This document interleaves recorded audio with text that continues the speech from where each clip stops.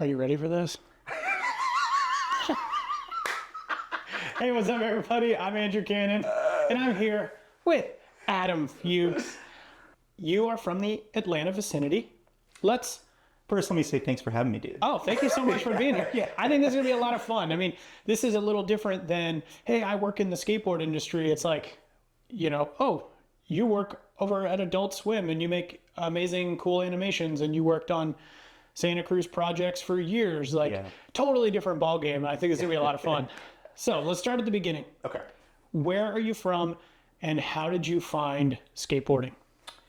Okay. I'm a native Georgian. I grew up in East Cobb, Marietta.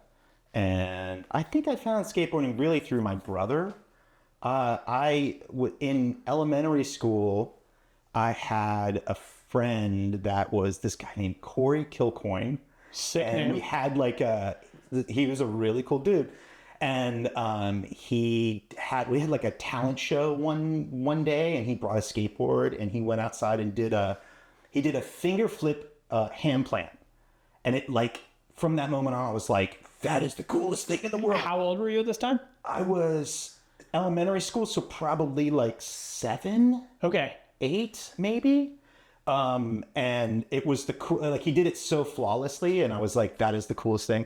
And then weirdly enough, I got to be closer with him because I just thought he was cool. And he sold me my first board, which is right there. First deck. Is that the actual one? That's the actual one. The Lucero. Wow. Yeah. Bring it home.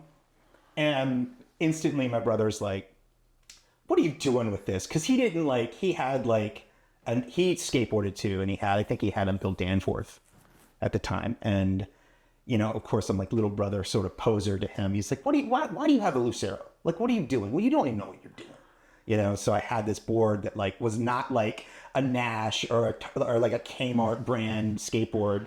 It was a legit deck. And then I think through seeing my brother skateboard and then my other friends, a neighbor in our neighborhood up the street was a big skater. So naturally it was just fell into place. And what year was this?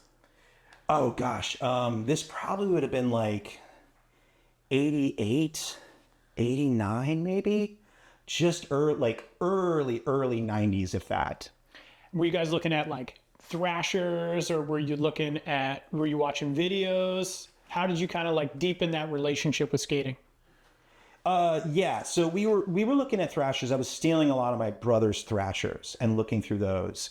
And I kind of got into it, and then it kind of petered out, and then I got back into it in middle and high school, heavily.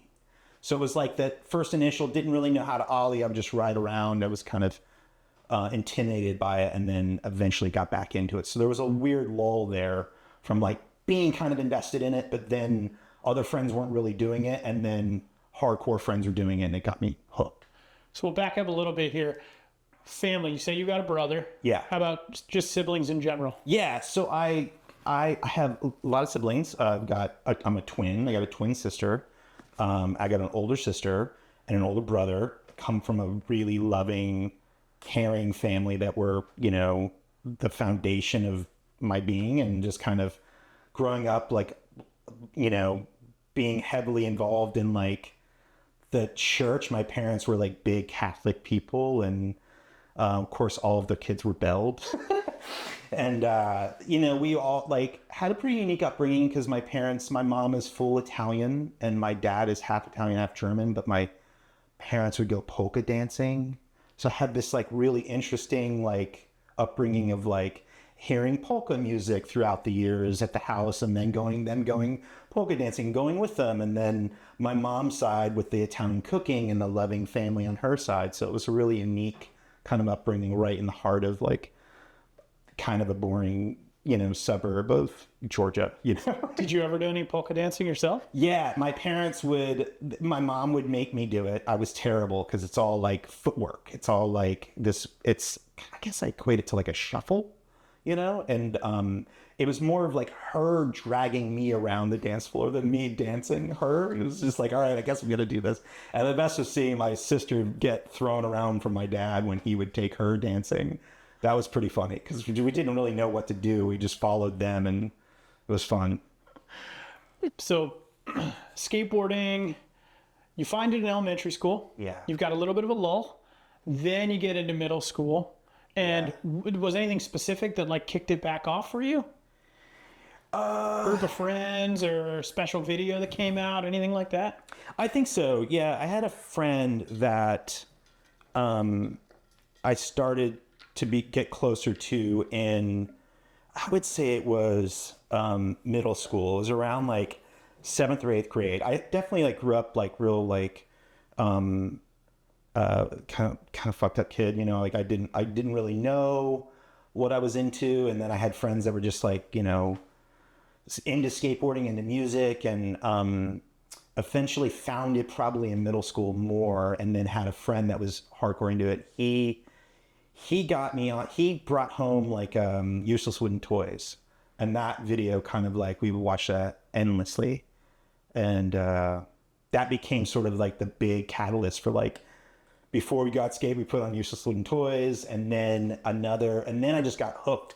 And then we found the Acme video was a big one because it was like just short enough to where you could watch a 25-minute video and then go out and skate. It was like just enough to get hyped and then go out. Yeah. Not have to invest an hour or like, you know, a long period of time watching skate videos. Some of those earlier videos were so long. So it was like once they cut them down to that like half-hour mark, you're like, okay, I'm ready, I'm getting going, and then you're just boom out there terrorizing. Dude, the useless wooden toys, it's kind of a long video if I'm not mistaken, and there's so many, it's like cramming so many skateboarders in one video. So there's probably 60 skateboarders in that video. It's at that time it was just like everybody's on the team, everybody's in the video. Yeah. It's just a whole nother beast. Yeah. Middle school. Skateboarding, that's when you kind of fall into art though, right? You sort of find that in your life? Yeah, in middle school, I was drawing a lot. I was drawing like a lot of McFarlane was a big thing like growing up with like the comics. Again, like my brother had a big influence on that because he collected comics and he was doing a lot of art. And so growing up, just seeing that stuff. And then in middle school, I was just like making stupid stickers for friends and just kind of illustrating more. I found like middle school was like the point where I was like, maybe I could do this. Like maybe this is a thing. I enjoyed it a lot. And then in high school was like the big turning point was when there was more art classes and more graphic design classes. And that really opened up a lot for me. It was like, following a lot of the early Santa Cruz stuff was a big influence. The BCJs, Hal, and just kind of flipping through mags and seeing all the art there was like a huge influence. High school, you kind of get more into it then, taking more classes. What happened? Was there anything specific in high school that was like, this is the moment that you were like, I want to do this for a living? Or was that not until college? It was probably in college when that happened, or like when I was out of middle or high school. Stuff that happened in high school, it kind of led me into other, like animation didn't show up at all in high school. It was more like print and graphic design and illustration. I didn't even really know animation existed at all. Not until way after. And I had a really cool graphic arts teacher that was really inspirational, and that had access to all the art. Like it was pretty cool because our school had like printing presses. They had a photo lab and like all the tools. Essentially, I was like, I guess in a way it was like felt like college because I would just spend all my time in graphic arts just making stuff. Whether it was like t-shirts, I would make a lot of band shirts and like stuff for friends and stickers and flyers. And I found a love for just like making things. And then in high school was like, after high school, I don't want to jump around too much because there's some blurred lines there, but basically animation kind of came into play after I had a friend doing animation, and he kind of brought me in because I pestered him a lot about like, what is this? This is really cool. At the time I was going to art school for graphic design, and I knew I wanted to do stuff with my hands and just create things. And, computers maybe kind of intimidated me a little bit. And I didn't, I knew I wanted to draw a lot. And then he was doing it, and he was like, oh, you could do it. You could totally do this. You can, go and, go to these studios and ask for, they called it like an inker test. And it was just basically you're tracing, these studios were in town and they did commercials for like Cartoon Network, and you would just trace the animation with like black ink, and they would take that black ink and they would scan it and then they would color it. So it was just cleaning the animation from a rough pencil drawing. So they always needed people that were inkers that had like a steady hand and could draw like really clean lines. So from there was like, I just met people. I just cold called and walked in and was like, can I get an inker test? And I did that for like half a year, and just till they eventually like would call me back. Or I was persistent but not annoying. And eventually one of the guys from the studios called another studio because this other studio needed people. So he recommended me because I had been so in touch with him. He's like, why don't you call this dude Adam? Like he's pretty good. And so they called me up. And was this during college or was this after college? This is like kind of during, I was kind of in and out of college, like at the art school. Like I was like any good art student. Yeah. I was like 1 foot in, 1 foot out. Right. And, I knew that like I knew that this was like what I really wanted to do. And I knew the school that I was at wasn't offering anything like that. It was just graphic design. And, so I, went in and started doing like inking for studios, just tracing the rough drawings, and then eventually kind of moving into what they call like an in-betweener. And that was just like somebody that does, you have your two key drawings, like an A and a C is being like a key pose, and I would be doing the B. And then, eventually you kind of work your way up from an in-betweener to like maybe like an animator now, or animation director, or whatever you want to call it. And then I did that for a while. And then from there, I had an opportunity to go to Denmark to learn from this legendary animator, Richard Williams, who did these like seminars all over the world, like one or twice, two times a year. He's passed since then, but I think he passed like maybe, it's been a while, 5 or 8 years ago. So this was in 2000 when I did that, or 2001, and went over, did his course, and then from that was like that really gave me the confidence, and like that answered all the questions, the internal sort of doubt that I had was like, because I didn't go to school for animation. I worked with a lot of people that were legit, like, in my mind, like pro people, like that could draw, blindfold, just no problem. They were just a master illustrators and master at movement.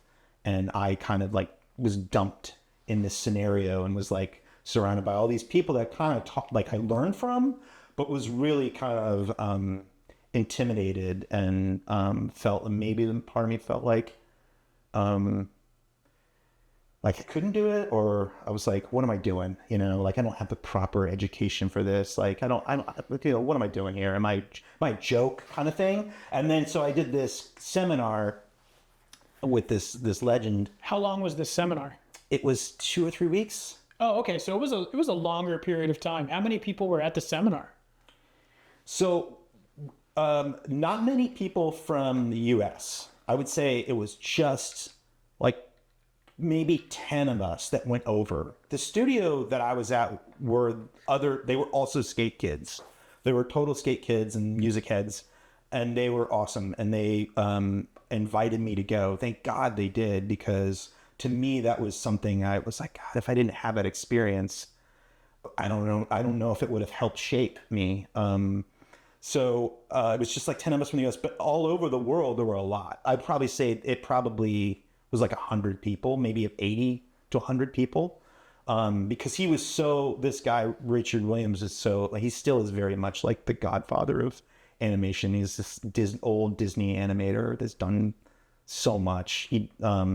So when he was doing the seminars, it was essentially, he put out a book, and the book is the seminar basically. But before that, there was no book. So he was going around the country, the world really, and doing these seminars once or twice a year.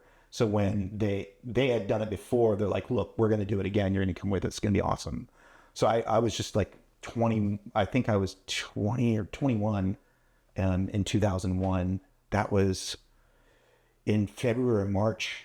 And it was awesome, man. I came out of it just being like so inspired. I came back and I felt like that was like the catalyst for the motion forward. Like, you can totally do this. Like, another thing too is I was never like, I didn't grow up liking Disney. I was not like this like animation dork, for lack of better words, but I just didn't like, I watched Saturday morning cartoons. That was like my education and loved that stuff. But I was never like a animation film buff guy. I was total skate music kid, loved skate art, loved illustration, loved comic books, and then found myself in this world that like, oh, I really love this thing, animation, but really couldn't have told you anything about like Disney. Like, was there one specific thing that made you go like, animation is to you the coolest form of this art? Was there anything specifically that just made you go like, that's it? That's because obviously this seminar is what made you go, I can do this, gave you the confidence. But was there one thing that made you go, I want to be this? Yeah, that's a good question. I think I don't have a pivotal moment like that. I think I've had like things that have built to that moment. When I started seeing a lot of experimental animation, that really piqued my interest more, where I felt like it was less about like the anatomy and the movement of a character and making a person believe that person's to life. Like, I was surrounded by that. That was like every single person, and that was way less interested in that. And I was more interested in like, what's the cooler, weirder thing that you can do with this medium? Like, that was where I was really like focused on all. I think effects animation came into play, but this is all kind of pre-internet too. So there wasn't a lot of like things at my fingertips like there is now. So I had to kind of like buy books and find artists, and that world was a little harder for me to discover because a lot of my friends weren't really into that stuff. You know, I mean, they liked it. They weren't against it, but it was like, being told to buy Frank and Ollie books, or like, these like classic animators. So I was just like, you buy this giant like coffee table book. I'm not looking through that. Like, it just was like the same thing to me. It's also funny to even consider, you're like, oh, there weren't like a ton of like animation books. Yeah. You're like, yeah. Duh. Yeah. Where you do like flip books, like yeah, right? no, sorry, no, like a coffee table, like Disney, yeah, not the flip book, yeah, that's funny. But animation is like this cool. It's motion. It's more than that. So it's like just sit there and look at a book. I mean, obviously you can look at all the like different steps and pieces. Yeah, yeah. There wasn't a lot of.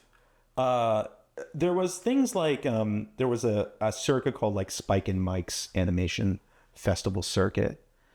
That was a big thing for like showcasing a lot of indie animators, and they were doing a lot of weird stuff with that festival they had. But I was more into like the weirdly, like all this stuff was like weird artists from Hungary or like other parts of the world that like in the 70s, like that. I'm still finding out a lot about them now. It's just because there's so much of it. So that's why I said like it was kind of like a slow build, and it kind of still is, which I love because I'm constantly learning about things and inspiring to things that I just never knew existed. You know, probably a big moment was like Vince Collins he's this like experimental animator that did crazy stuff back in the day, and still does crazy stuff now, but he was a big inspiration. And there's others, but you know, yeah, it was always, I found it to be a little hard to find that stuff. I had to kind of deep dive because a friend didn't say, hey, you should check this out. It was like I had to like kind of find it myself. You were sort of doing the actual digging for all of that. Yeah. Came back from Denmark. Yeah. Super inspired. Yeah. Next step is that's when you sort of created the LilFuchs. Yes. Sort of, what would you even call it? Okay, so that Moniker, or is it like business? What exactly? It's funny. I guess a moniker. I guess in my mind that back then I was like, you gotta have like an art name, and my brother always called me LilFuchs, because he was always Fuchs. Okay. Right. So I was like, okay, well that kind of works, and I dropped the apostrophe after Lil because I just didn't think it looked good on print. It looked weird having the apostrophe after a Lil. So people mistaken that as LilFuchs. Yeah. Right? But it's just fine, like whatever. But that, I think going into it, I felt like I needed to kind of build like an art name for myself, maybe because I hated seeing Adam on everything. So biblical to me. I was just like, I can't kind of lose the Adam part of it, you know? And so I think I came back, was like, okay, well, let's run with this. And I just started making more art and not being afraid. I think another thing too was just being, I also, because you're around so many good artists in this world, there was a little intimidation. Like I was a little terrified to like put myself out there a little bit. Maybe because I felt like I just wasn't very good at drawing or whatever. So getting over that was difficult, and drawing in front of people was difficult, but that I think also just kind of going for it. And, really, I think I started really just making more of my own animation versus like being like a hired gun to like in between or just do like a job. I was like, I'm going to come back and like make things for myself. That was a big thing coming back from Denmark. This year, so this is 2000-ish? This is 2001. Okay. So I get back, 9/11 happens, and everything just kind of stops. And I kind of couldn't find work for a while, maybe a year, if that. Little odds and end jobs, freelance things that would come and go, but had to pick up 2 secondary jobs, just making some money. And then from there, so I was working at a studio, met my wife at the time. I was 26, doing a lot of commercial stuff for Cartoon Network at other studios, totally freelancing, just picking up work whenever I could. And then making my way into Turner. They were doing an adult swim show called Harvey Birdman, Attorney at Law. And that was one of the foundation shows. They had like that shows. They had Aqua Teen Hunger Force, C-Lab, and maybe one other one. I'm like, so they were ramping up to have hire a team to do the Harvey show. And I got on that. And that was awesome because it really I really was able to do more than just the stuff I was doing before, which was just assisting. I was able to kind of work with the team and, you know, I really felt like, oh, this is what stress feels like. I have to meet a deadline. It's like having weird headaches and weird. I was like, okay, I remember that. Just being you know, sort of like your body starts to break down when you get stressed. You're like, what is this? Because before it was like, you work a job, you work really hard for 3 months because you know you might not be employed for 2. So you're like, I don't care. I'm going to work all-nighters for the next 3 months and then I'll be off for 2. So this was there were no downtime. It was all, you got to hit the deadline for the show. what specifically were you doing there? Because I think for anybody out there that doesn't understand how the actual sausage is made for like a show, like what were the things that you were doing behind the scenes? So I was, we would get the storyboards, which were usually pretty just rough pencils. It was all digital, so we were doing it all on the computer. And that was my first entry into doing animation in the computer. Before it was all on paper.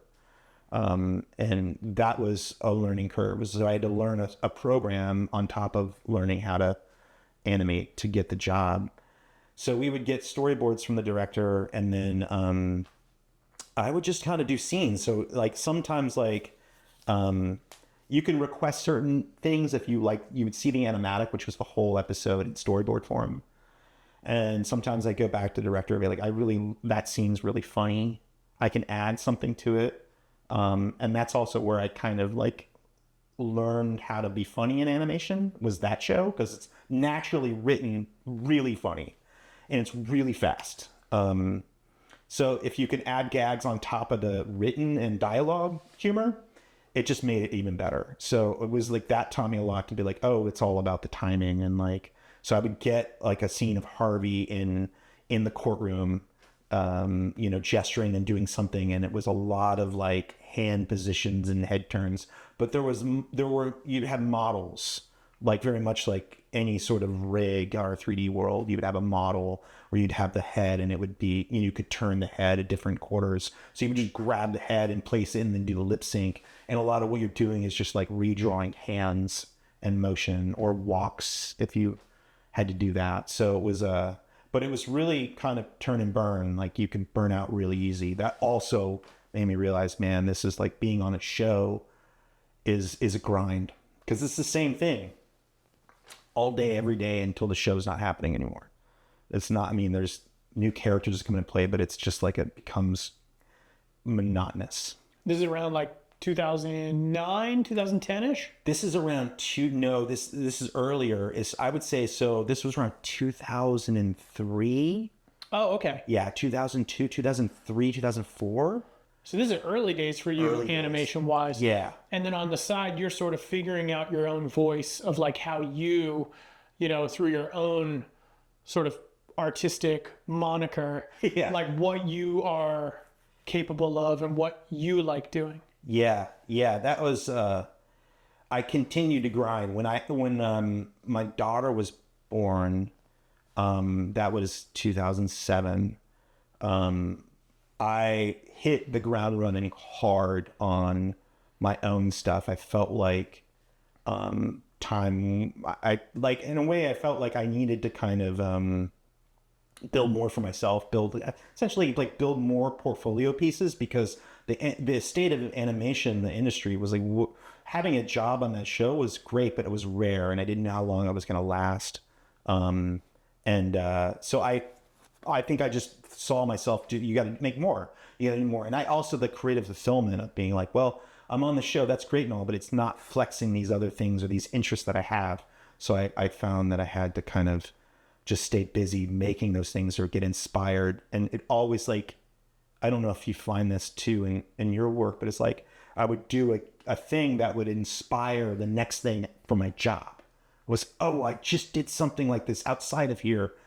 I can carry that knowledge and talent or experience into work and make that a thing at work. That happened a lot. These like cross platform inspirational things, yeah, that you're like. I think we're very fortunate in the sense that, I mean, that's not necessarily what happens in everybody's careers, but through skateboarding, through art, through like music, all these things, I feel like yes, you can have careers in them, of course, but they're sort of like who you are. Yeah. And so it's a lot different than your standard, like, and I could be incorrect in this, I'm not an accountant, but like, I don't necessarily think that people who are doing accountant work are like, I'm done being an accountant for the day. Like, and they're just like going home and running numbers and having fun with that. Like, I think it's just a little different. Like skating wise, it's like, you don't turn that off. Creative art wise, like, I'm sure you don't turn that off. Oh, so true. It's exactly it. It's like there's not, And a lot of my friends, they didn't understand, like, how do you go home and do this other thing? Aren't you exhausted? And I'm like, it doesn't shut off. It's not like I close the book, close my laptop, and like, I'm done for the day, like, and some people are built that way, which is totally fine. I just felt like, there's just so much more I want to do, or I get so excited to like go home and then start this whole other thing that was just a different kind of fulfillment that, no job is going to give that to you. It was one of those things that I just kind of like developed for myself and got excited about. When you have somebody come to you because they love what you do, that's fucking awesome. It's like, there's nothing better than like having somebody out there in the world be like, I love what that guy's doing. I want to work with him or something. So there's a bit of like motivation behind that to like, yeah, that's awesome. Was that always there for you in your life, or was it something that developed where you were just like, I can't turn that off? I think it was always there. I just didn't know. I think I was really lost when I was really young. I really did, going not too far back, but so many things were kind of pushed down. Like, my dad was very much like, didn't want me to skate, didn't, wanted me to go the proper channels, to do the proper thing that everybody should. And that was in his head. And like, and I was kind of, I don't want to say breaking the mold, but I just didn't find myself wanting to do any of those proper things. So I was really kind of lost, and like, but I knew my brain was always kind of turning. Like, I always, I'm always wanting to, even more so now, I just want to make things, but, I've lost my train of thought. Sorry. No, you're just saying basically like you felt lost. Yeah. I'm actually curious, like how much of it do you feel like was actually feeling lost versus being like, there's an expectation set from these people that I love, and I don't feel that this is the direction to go? Like, were you actually lost, or were you just like kind of grappling with like, this is what they want me to do versus like, I don't want to go down that road? And I'm not saying you were like, oh, I'm going to do art specifically. Right. But like, was some of that just pressure from kind of both sides?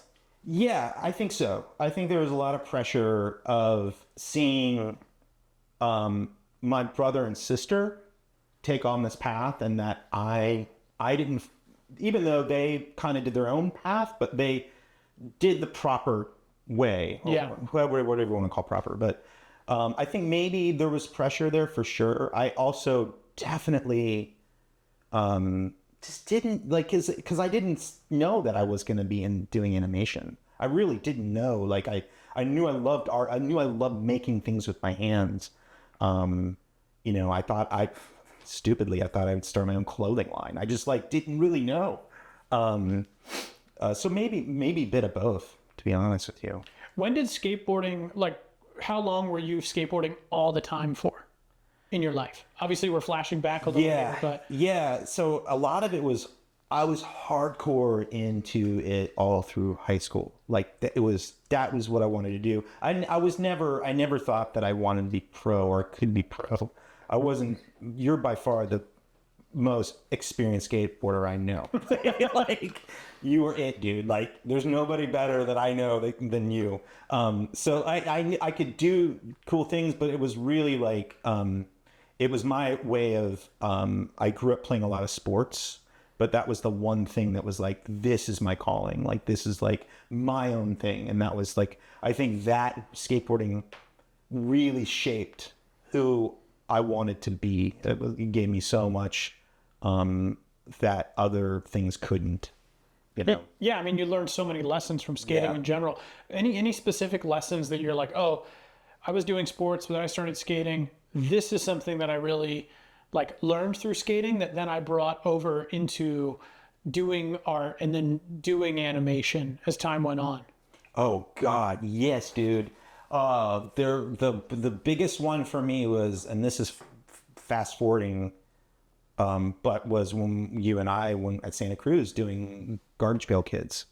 That was, well, I'd say just working for Santa Cruz, making the Screaming Hand animate was like full circle moment. Does that answer your question? Well, it was more of, the question was more specifically like any specific lessons that you learned. Oh. But that was just tying like skateboarding that was Yeah. here. I mean, because when we started talking, you were like, dude, I love Jim Phillips art. Yeah. So like going all the way, and we're skipping ahead a little bit. Yeah. But yeah, any specific lessons that you learned at that through skating? It's like, I think just being in the streets, lessons of being in the streets and like encountering people, those are big life lesson things. Just talking to strangers. I think that those are the things I learned the most and then, weirdly, skateboarding, it takes a long time to learn stuff. The patience of skateboarding was like, even though I'm the most impatient person ever, but dude, I mean, it taught me so much that I can't even really tell you. I know it did. Like, you feel it where you're like, oh man, like the amount of times I fell on a trick or something and just constantly getting up to like, now it's like most, getting into animation was like, you have to love it. You have to really love it. You're drawing a lot and it takes a long time. And like, I think the foundation of skateboarding made me realize like, I'm a slow learner at heart. I'm just not one of those kids that like could like pick up a board or pick up any sport. It always took me like 30 tries to like, or longer to like nail something. And it's the classic thing where it would be like, like one of my family members would watch me and be like, do you ever land anything?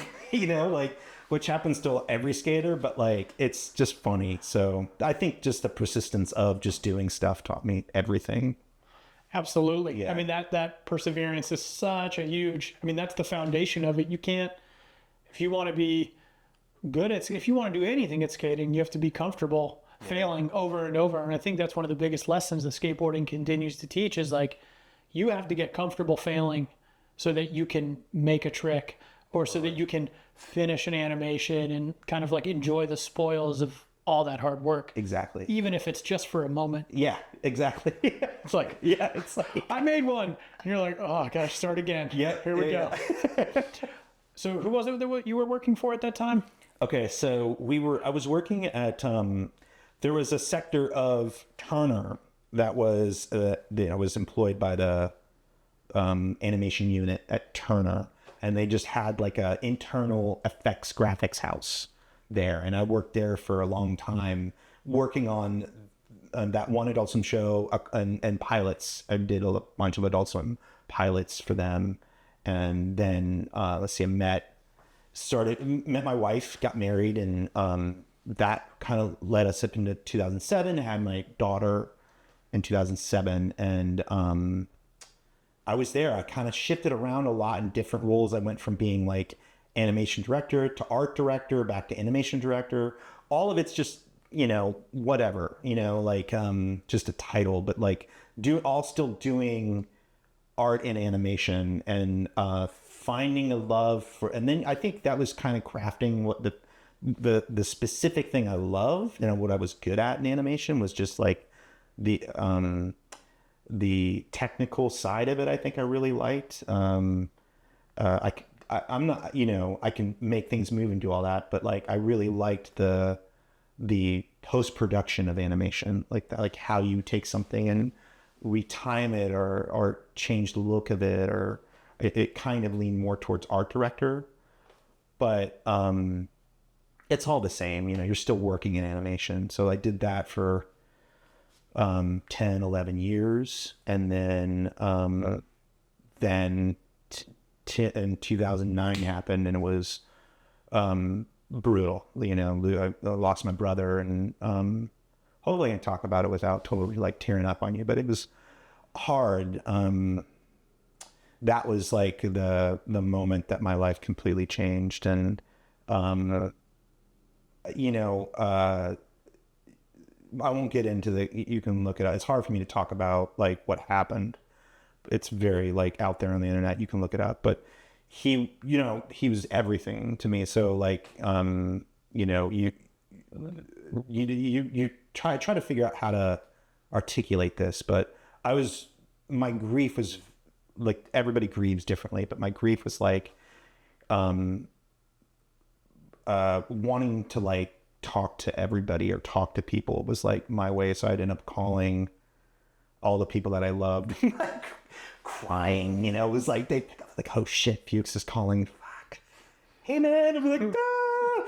It was brutal, dude. But I, thank God for, my wife and my kid, and then my friends and my family, and then his vast array of family in New York who became my family, all of those friends. Like, if I didn't have that, I don't know where I would have been, honestly. I don't know. I say that, I tell my wife this, like, I lost, it's still a journey, will be a journey for the rest of my life dealing with his loss, but I lost 10, like hardcore 10 years of my life. I don't know who that person was. And I look at, like, how like you can do like, when Facebook shows like a memory thing, from like 2009 to like 2019, those 10 years, I don't know who that dude is. Like, I look at those, they come back or fed to me, and I have to look at them like, God, I don't even remember saying that. I don't even know who that guy is. And that's like a thing that's like really weird, because I don't have pivotal moments in that span. I remember a lot of like my kids' moments, but like for me personally, it's a wash. And I think I stuffed a lot of, I mean, I had tons of therapy, but I stuffed a lot of that away in the work. I like hardcore went into like working, and I felt like if I work, I can kind of push this down. And like, nobody's gonna, we deal with grief like so poorly everywhere. Like, nobody wants to really talk about it. Most people that you talk to, even your loved ones, are just like, I don't want to feel sad talking about this. They get uncomfortable when I bring him up. And I wanted to live through his name. Like, I wanted his name to be out there is what I mean. Like, I wanted people to remember him every day. Like, I was thinking about him. And that was awkward, but, it's still like a long journey, man. Like, he touched a lot of people, man. And, I say all this because it'd be foolish for me not to talk about this pivotal moment in my life with you. But like, he was an incredible talent, amazing drummer. He was an incredible person, and he like touched so many lives. And it's just really, it's tough. I'm sorry, it's tough. I haven't talked about him in a long time, but the thing I love too is, like, I don't know if it's true, but what I'm saying, I'm sorry, I'm confusing two different stories. So he was rated in like, I'm just gonna say Rolling Stone. It wasn't Rolling Stone, but I love saying Rolling Stone. He was rated the number 50 out of 100 drummers, best rock drummers in the world. He was rated number 50. And the story is that it was actually, I think, Spin magazine, which is like the dumbest, like, but I like to tell people is Rolling Stone, which is totally not. The Spin magazine's like the equivalent to like Paste magazine. It's like so not like a respected, publication.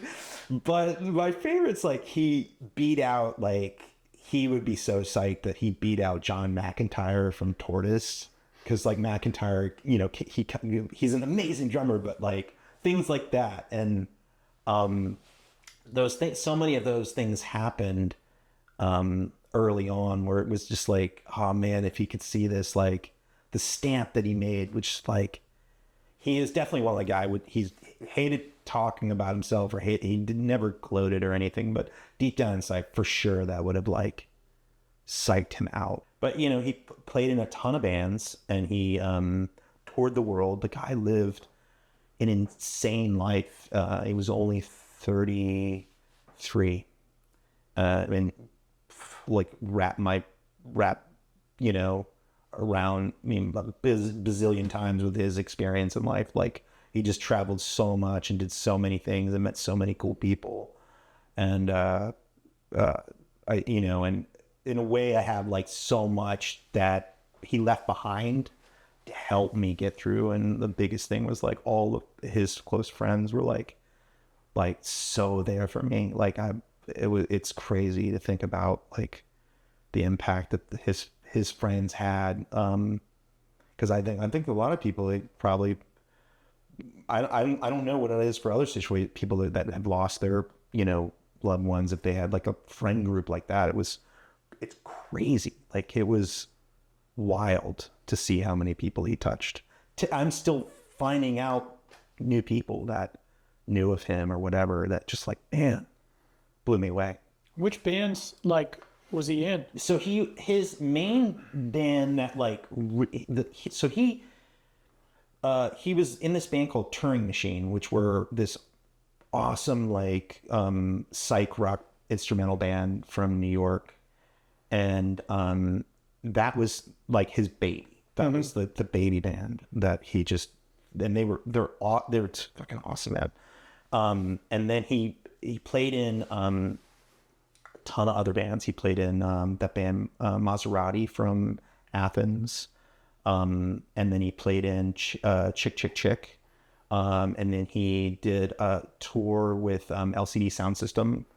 I played with the Juan McLean, and he became kind of like a sessions drummer, where he would go in and play on records. Like he played on a Massive Attack record, played on so many other records that like, that's another thing. I'm like finding out all these songs that like, oh my God, like Jerry played on that or whatever. And it's pretty wild to still find that stuff. Like I could go to Discogs and be like, search Gerhard Fuchs, and you'll see things that are like, oh weird, he never told me about that or whatever. So it was pretty surreal. Do you find there to be magic in having these things that he worked on and created, and being able to still have a relationship with those things? I mean, the same way that like, although you're maybe not creating a t-shirt or, but you're creating this art that then can just live on forever. Yeah. Like what that does for me is, huge. Like, it's hard to like hear his voice. It's not singing, playing drums, but like, there's plenty of footage of him talking or interviews or whatever.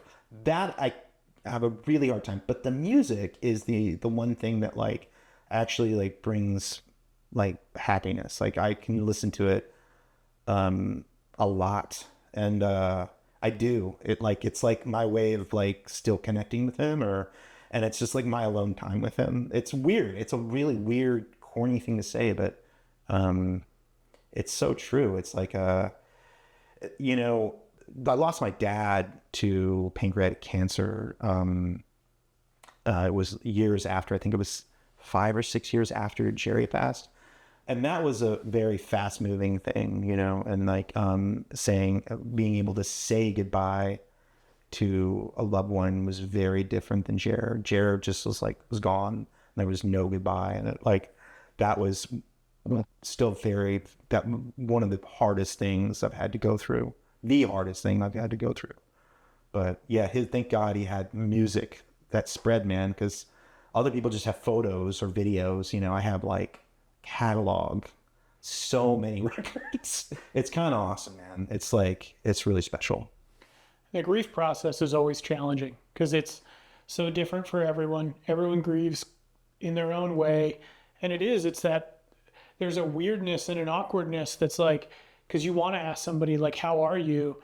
But at the same time, you're like, I also don't want to open up a wound. And, and then you think about how you personally went through it and experienced grief. But it's so different for every single person. Yeah. Was there ever a turning point for you where you felt, I mean, obviously you're still processing, as we all do when it comes to loved ones, but was there ever a point where you were like, okay, I feel like I'm kind of coming out of the woods a little bit, and I'm like, because obviously you said it was this 10-year period, like, how did you get through that? I mean, obviously it was a long process, but was there anything that made you go like, okay, I'm back, I'm here again? Okay, so I have things that come to mind is like I lost to. I'm kind of known for being a goofy dude. Like I like one of my closest friends had said he thought he lost me. Like he did. Like in the sense of like who I was, you know. But he referred to like my silliness and my sensibilities, and like that to me was, I think, when I started to kind of regain some of that kind of told me that I was kind of being able to kind of push through this. And it definitely did for him, because we talked about it. He's like, you know, as annoying as he didn't say this, but I know he's thinking, as annoying as you can be, I'm happy that I'm seeing you again. And that meant a lot, because it was one of those things where I don't want to ever lose sight of laughing and having like the core of like who I am, and you know, how my family knew me, and like so I think that was a thing. I think being able to process things, he talked to you about it, because legitimately I haven't talked about this so candidly, and I don't know if I am being candid, but I still kind of stop myself, because it's like it's like hard to even say, you know, like it's like hard to even say that you lost your brother. It's like wording that kind of fucks you up a little bit, you know. But I like talking to you is it's like there's like these stepping stones. You're like, okay, like and you're right. Like most people don't want to open up a wound, and maybe I've read into it wrong. I felt like when I would talk to a friend, I felt like I now made the conversation sad, and that was a weird thing to feel, when all I really wanted to do was talk about him for the first 10 years. Was just like, I don't really care about anything else, but I just want to talk about Jerry, you know. And I went to New York a lot to talk about Jerry. I went to therapy a lot to talk about Jerry, and that helped. Thank God I had therapy, dude. You know, I could tell you a story like I have never really told any. I've told a few people, but I was in leading up to Jerry's accident. It was so stupid, man. There was he was upset at me, and it was over. He was like a horrible romantic. He was terrible at love. And there was a girl that is the sweetest girl ever. And I became really close friends with her. But my brother is just, you know, just a lot of demons, just tortured kind of inside soul, I guess. Like, and he does it to himself, and he did. And, you know, he fell for this girl hard. And, you know, she was sweet as could be. She reached out, and she wanted to confide in like, what can she do to basically stop him from bugging her. I don't know. It's just kind of silly when you think about it, but like, and so, you know, and of course for me, it was like the little brother was like, you know, I can't keep this from him, you know, like I can't, this is like, he's my best friend. I can't keep this information from him. So he's in town to play a show, and I sitting down, I'm like, hey dude, so she called me. She went, you know, and he, like, the moment I said that, his face went from like, what? You know, like just shattered. And he took that as if I was trying to hurt him. And that was not at all the case. It was more me being like, hey, I have this bit of information and I can't keep it from you. I have to let you know, but I don't know what to do with this information. I really don't. I'm too immature. I'm too fucking young and stupid to know how to I had Allie, but like before Allie, I wasn't dating anybody. I was like, so I really didn't know what to do with it. And he took that internally as like, you're trying to hurt me. And he stopped talking to me for a year, and I couldn't get a hold of him. And it was crushing me internally because I felt like, why would he think that I'm trying to hurt him, you know? And like, but had his brother's way, you know, it was just like, oh, you're my little brother, you know, and whatever it was. Fast forward the year, I start to think of a plan. I see that he's coming to town to play.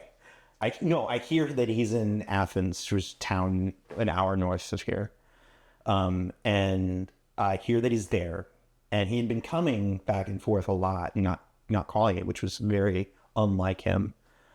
So at work, we had these like outside lines, so you could call anybody, and it would come. The receiving caller would get like just a 1-800 number, or no, it would be a 404 number.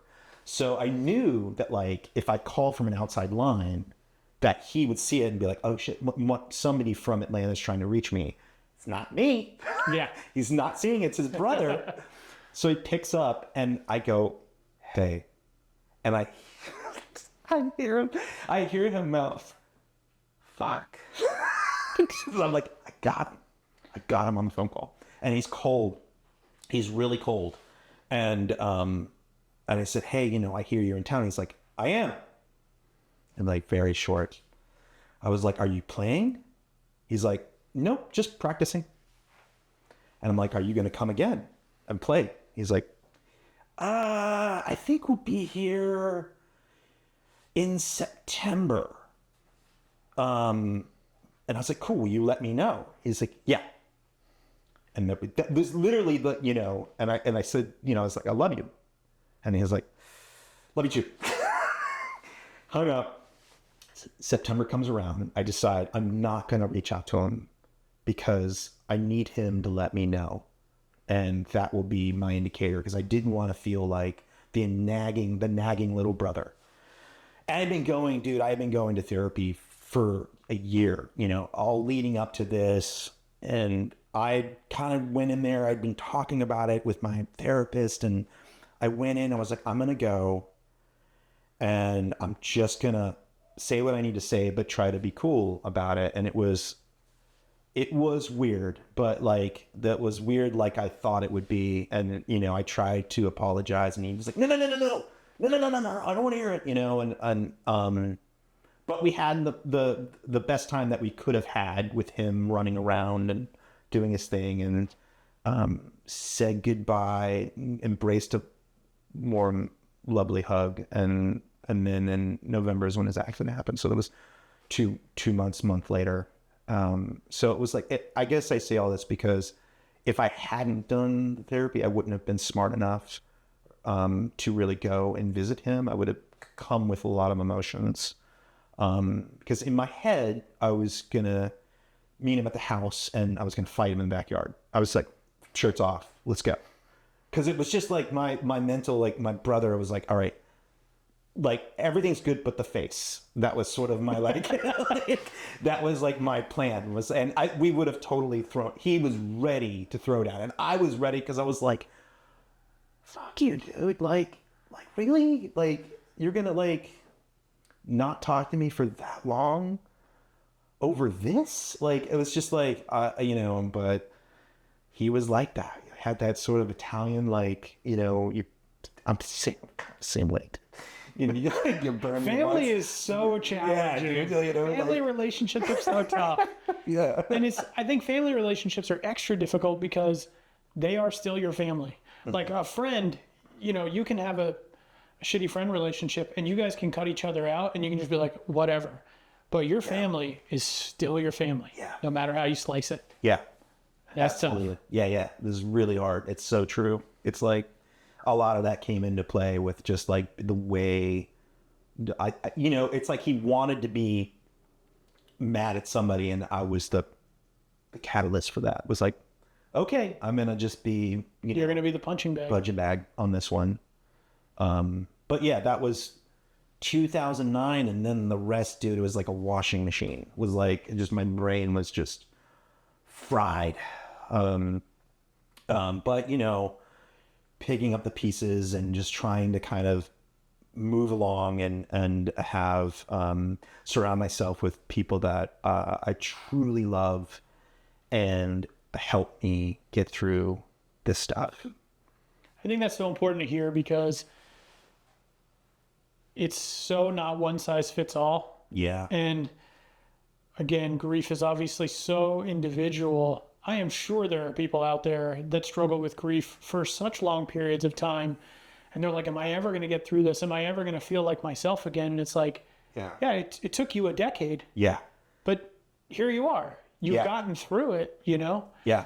Now, was there anything that you took from that process, that grieving process? Did you take anything that like changed you and then you put that into this like newer version of yourself, for lack of a better term? Because obviously you're never going to be that same person from 2008. You've obviously gone through traumatic experience. You've changed a ton as a human being. Yeah. But you've learned lessons in the process, even if they weren't fun. So was there anything that you took from that time frame and you're like, oh, now I put this into what I create, or, you know, the relationships that I have with people? Yeah, for sure. The relationships is probably the first thing that comes to mind, is just trying to be, when anybody goes through loss like that, or any loss, it's like, it's real heavy, like I would say the first week. And then it just feels like you're completely alone and the world is moving by and you're like not a part of that world. And what it taught me was just to try to continue to, for anybody that had friends lose loved ones and stuff, I've tried to make a very concentrated effort to reach out. Even if it's text or phone. I try to phone call, honestly, but some people don't know what to really say. So I just try to let them know that I'm thinking of them. And that's really stupid, but that's not stupid at all. Okay. I think what makes humans so special is that we can communicate. And sometimes even just getting that small text message from someone that knows, like, because I mean, obviously, like, we lost Henry.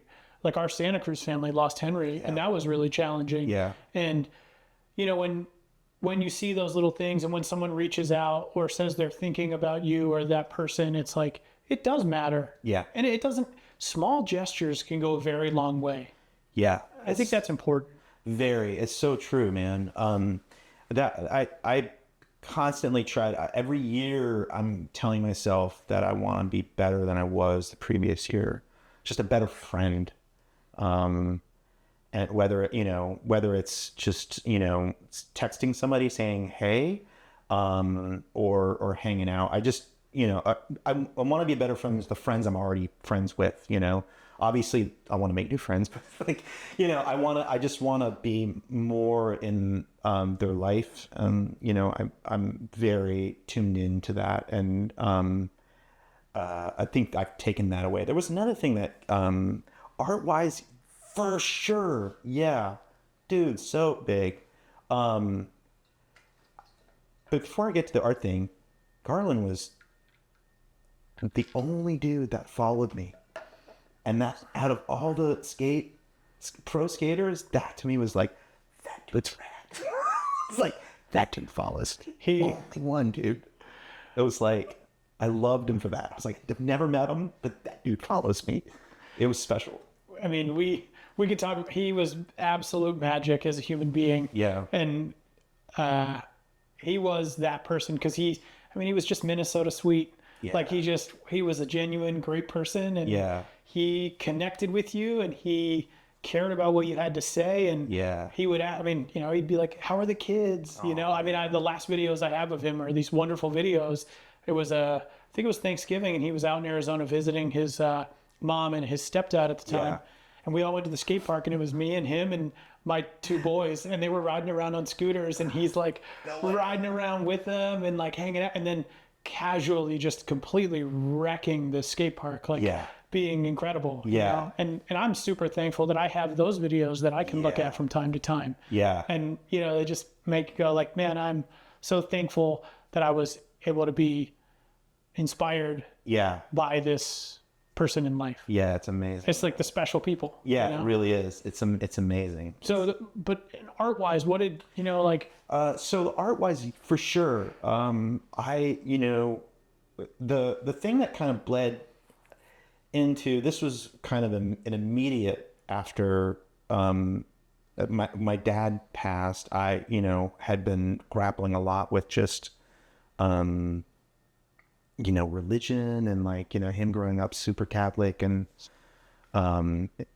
instilling it on us, and I did a video for this band This'll Destroy You, which was like a really lovely dudes, so good friends of mine, and amazing band. Yeah, Amazing band. incredible. Right? Yeah.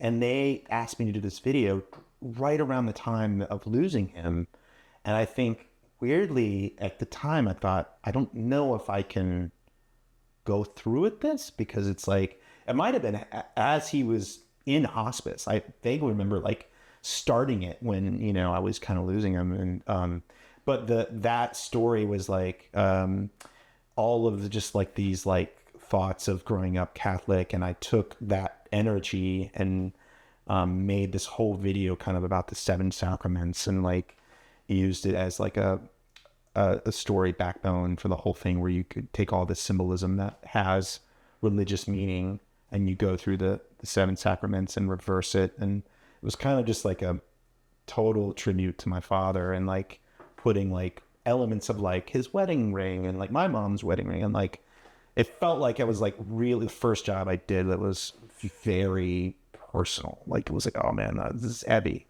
putting a lot of my father in this. At least my thought process was him at the top, it was oh man. And then other things come through for sure. I think a lot of it come through with just I think just a lot of weird Catholic stuff. I'm not Catholic or religious at all, but growing up, there's just so many things that I saw that were interesting to me about the religion, and that come through in certain ways. For instance, there's a character that I did for Flying Lotus called Captain Murphy, and he has his necklace is, the base of it is called a thurible. I think that's how you say it.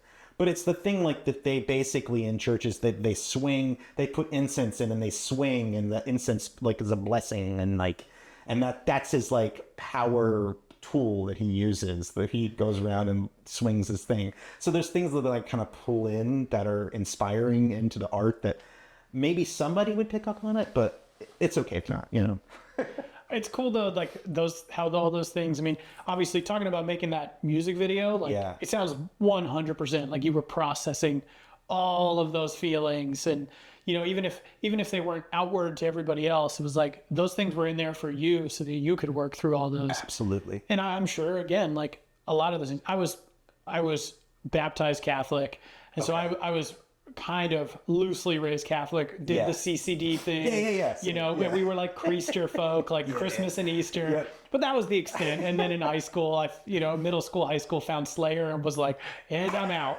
So, I understand a little of that stuff. Yeah. It's a little interesting.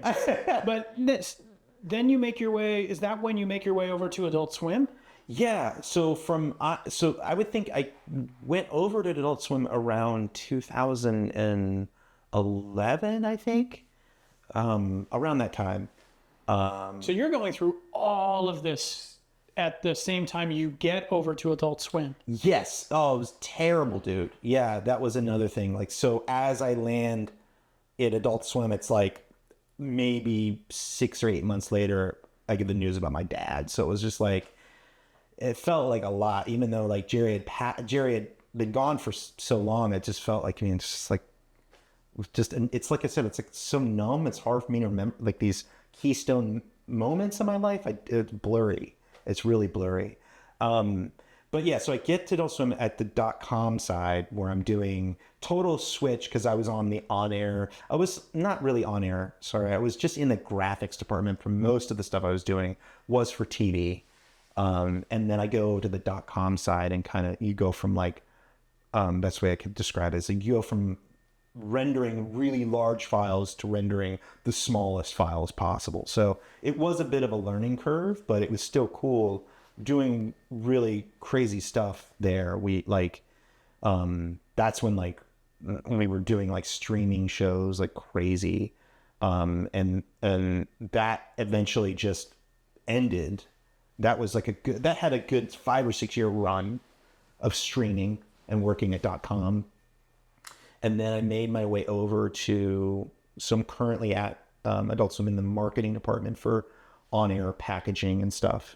And it's awesome. It's like, I mean, I had already been doing so much Adult Swim work at the studio that I was at. It was kind of weird because you were kind of your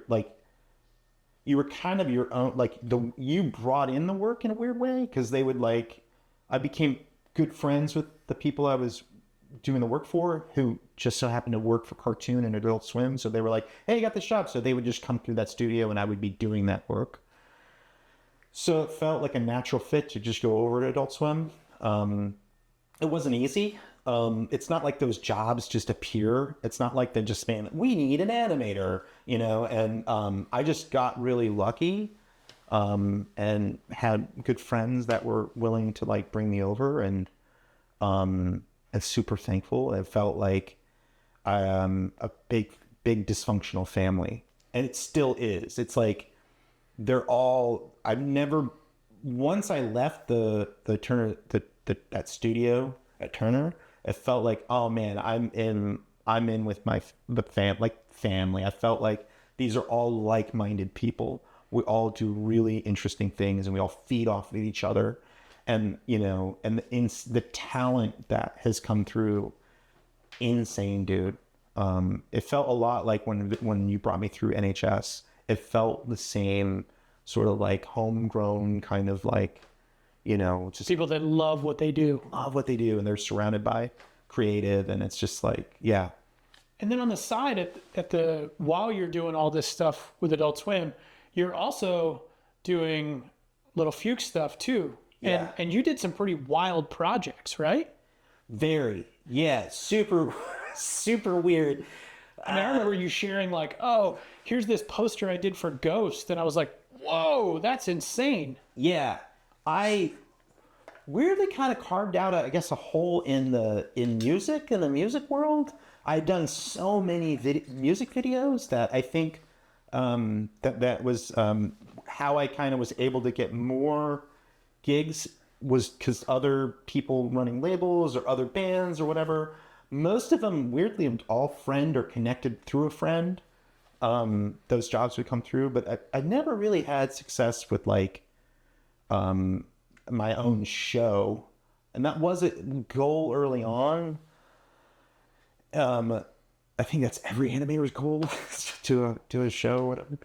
But this had like a good, just a weird, I like to say is like, oh yeah, dude, you like keep going down this path. Like you have your thing, like you don't need to like go the typical show or pitching shows and wasting your time doing that. Just keep making interesting things, because the music stuff was cool. Whereas like if you, this happened a lot, you would get like bands like This Will Destroy You or whatever that would be like, we just make anything for me, you know, like we don't care, we love your stuff. And it's like becomes kind of like, that's the dream client. Like when you come to me, you'd be like, just do your thing, and I'm just the best like, best people ever, you know. And then you get the stuff back, and if the notes were minimal, probably none at all, you know, it was very minimal. And but yeah, so I was doing that, and sorry, I'm going off on a tangent here, but back to the question. Sorry, what was the question? No, that's what this is about. Okay, it was all about like what were you doing on the side? Because obviously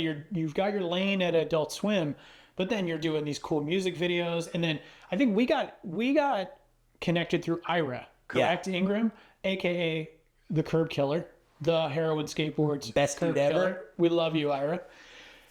We got connected through Ira because we were working on Right to Exist. Yeah. And we were like, oh, we want to make a skate video that feels like it's from the 80s and has that whole look and feel. And he was like, dude, you got to talk to Adam.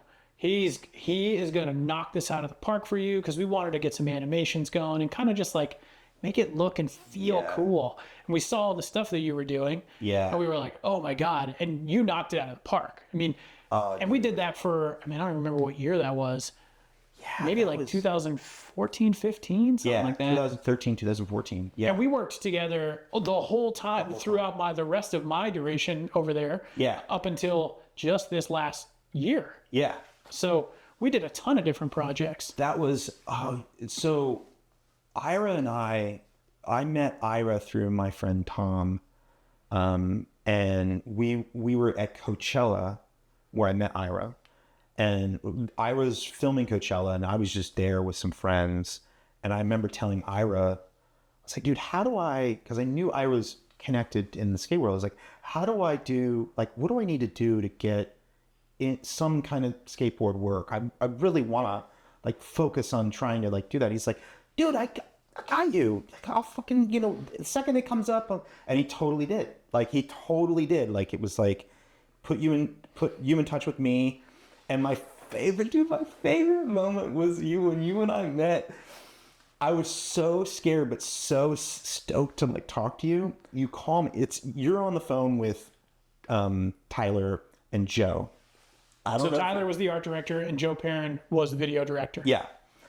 I don't know if you guys remember this, but I'm at work and I had this thing that I had, so stupid, Andrew, but like I had this thing where I've been made fun of my entire childhood life from my best friend. And he's always says, you answer the phone, hello? So I have this thing in my head, I can't answer the phone, hello? So I answer the phone. It's so stupid. I answer the phone. This is Adam. And you heard me and you go, whoa. You go, whoa, dude, that's professional. Not even like a, hey, Adam, how's it going? You're like, Jesus, dude. And it kind of like made me approach things totally differently. I also heard, dude, not to get too off track, but I heard this story and I don't know if it's true. Okay, so I have this friend, Joe, and his brother told me this story. But Joe is a very like amazing animator, accomplished show creator. And he had the opportunity to work with Will Ferrell. He gets this phone call from Will Ferrell, and Will Ferrell answers the phone and goes, Joe, you crazy motherfucker, or something like that. And I was like, that's how I want to answer that. I want to answer the phone every time to new people I don't know, as just throw them off. Like, because I was like, from that moment of being like, this is Adam, it was so like proper.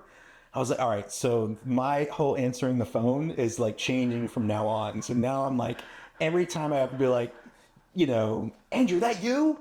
Just sort of stupid, but like. But that stuff does matter. As silly as it sounds, like when someone picks up the phone, like, and they've got some good energy going, it totally changes a conversation. It really does. Like it made, when I was so nervous, I was like, why is this so hard? I'm saying hello. It's got to be the right hello. Like, it can't be hello. I think that's just a really awesome example, though, of like, dude, you're somebody that works for Adult Swim. You've like made music videos for rad bands. It's like, but we all still get so nervous to like talk to people. You're still like excited about like a potential cool phone call or something like that. It's like, that never changes. No. At all. Like, and that's okay. Yeah.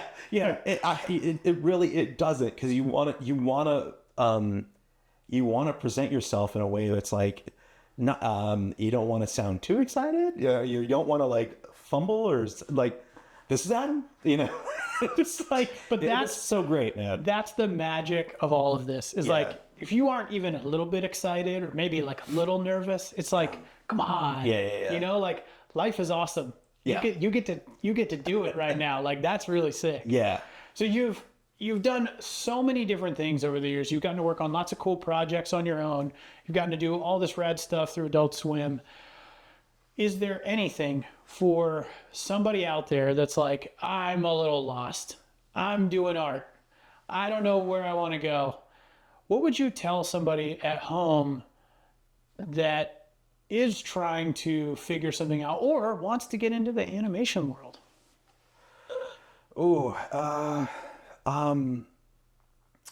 I think the thing I would probably say is to, it's not going to sound really that great. It doesn't have to be sexy. It's Doesn't just have to what be sexy. what is the like what is the real advice? Because we live in a society now Yeah. where people look at an Instagram video. Yeah. And I mean, we were talking about it at breakfast. Like every entrepreneur is 32 years old. They've got a fucking six pack and they've made $8 million in their sleep. And you're just Yeah. like, that is so unrealistic Yeah. for most people in the world. So if someone was to be like, hey, Adam, I'm real into art. I want to work for an animation studio, or I want to be able to do art for bands that I like. Yeah. What would you tell them? Okay, so I would say, do your own thing. Do your own thing would be the first thing I start with.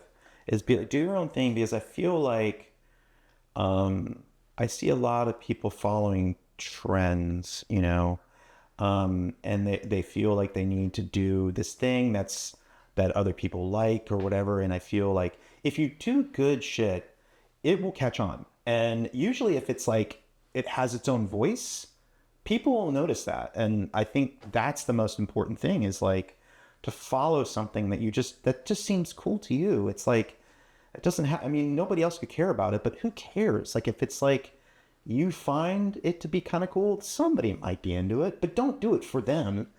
Do it for you. Like, I think I don't have like good advice for like some kid coming out of school being like, how do I get a job here?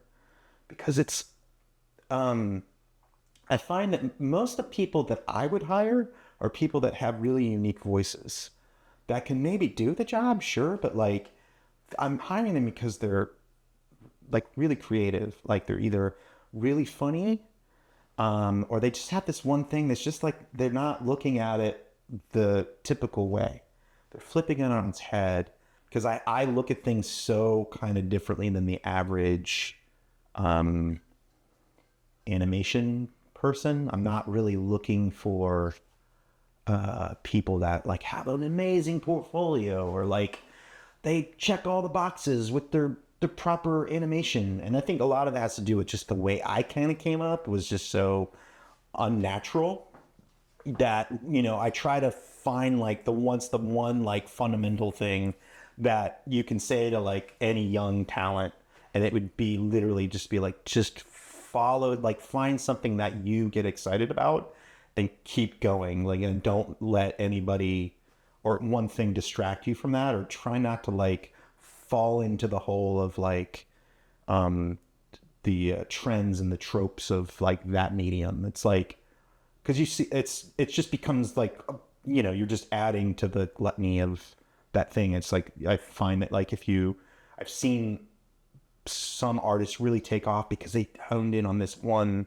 amazing thing that they did, and they're incredible at it. And it goes to show like, if it will get seen, and it might lead to cool things. If you put me next to like a row of professors that are in animation, you're going to go down the line. They're probably all going to say something of the same thing. And you're going to come to me and I'll be like, I don't care about your portfolio. Let me see your or let me see something else. Or like, I'm glad you did all this, but like, tell me how you drew this. Or, I'm not looking at it like you're checking all the boxes for like an animation career. Like I'm usually like looking at like the humor, or like something that's just kind of unique. And it's tough, but like I tell myself I have to constantly like, don't, keep following the thing that makes you happy. We get caught up in views, likes, and that's a fucking horrible thing. It's like, it's terrible. And I find that like, if the things that I am happier doing what I want to do and not caring about that. It doesn't get better results, but I'm happier at the end of the day. Long-winded answer. No, that's a great answer, because what you're really saying is find your space in it, own that space, and just keep pushing regardless we've never had so many ways to get inspired.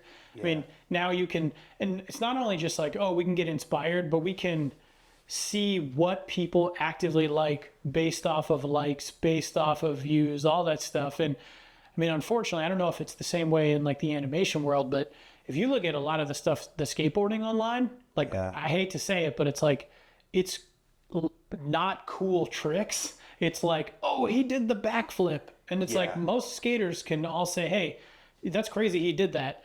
Nobody thinks that that's like the sick trick. Maybe if we're talking like mega ramp, but totally different ballgame if it's just like a lot of those weird tricks get a lot of the clicks and the views, you know? And it's like, well, that's all fine. Yeah. But that's not what makes skateboarding beautiful. Yeah. It's the style. It's the trick selection. It's all of those things. Yeah. Absolutely. So it's just different.